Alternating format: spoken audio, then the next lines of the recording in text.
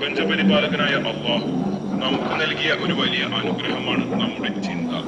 ചിന്തകളും സ്വപ്നങ്ങളുമാണ് ഒരു മനുഷ്യന്റെ ഭാവിയെ നിർണയിക്കുന്നത് എന്ന് ബുദ്ധിയുള്ള ഓരോ മനുഷ്യനും വ്യക്തമാക്കുന്നു.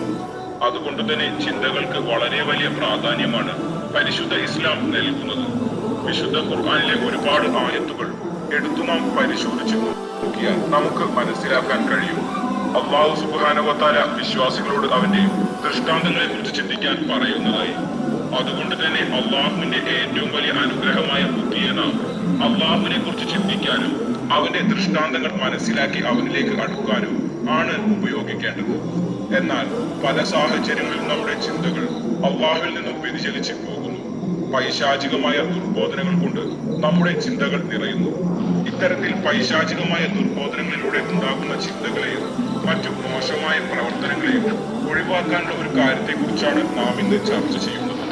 പൈശാചികമായ ചിന്തകളെയും ദുർബോധനങ്ങളെയും നമ്മൾ വളരെയധികം സൂക്ഷിക്കണം. എന്തുകൊണ്ടെന്നാൽ ഇത്തരം ചിന്തകൾ നമ്മുടെ നാശത്തിന് വരെ കാരണമാകാം. അള്ളാഹുവിനെ കുറിച്ച് പോലും മോശമായ ചിന്തകൾ വരാൻ കാരണമാകുന്നു. പ്രധാനമായും ഇതിന് കാരണം നമ്മുടെ ഓരോ പ്രവർത്തനങ്ങളിലും പരിശുദ്ധ ഇസ്ലാം കൽപ്പിച്ച ദിക്റുകളും ദുആകളും പതിവാക്കാത്തത് കൊണ്ടാണ്. ഇത്തരം ചിന്തകളിൽ നിന്ന് രക്ഷപ്പെടാൻ മഹാനായ അലി റളിയല്ലാഹു അൻഹു പറയുന്നത്, ഹറാമായ സമ്പാദ്യങ്ങളിൽ നിന്നും അതുപോലെ ഹറാമായ പ്രവർത്തനങ്ങളിൽ നിന്നും വിട്ടുനിൽക്കുക. ഭക്ഷണം ഹറാമാകാൻ പാടില്ല.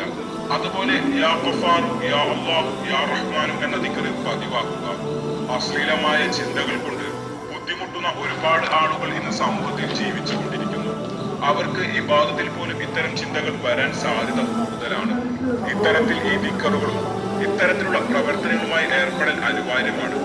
എന്നാൽ മാത്രമേ അള്ളാഹുവിൽ നിന്നുള്ള പൂർണ്ണമായ സംതൃപ്തിയും സമാധാനവും നമുക്ക് കരസ്ഥമാക്കാൻ സാധിക്കുകയുള്ളൂ.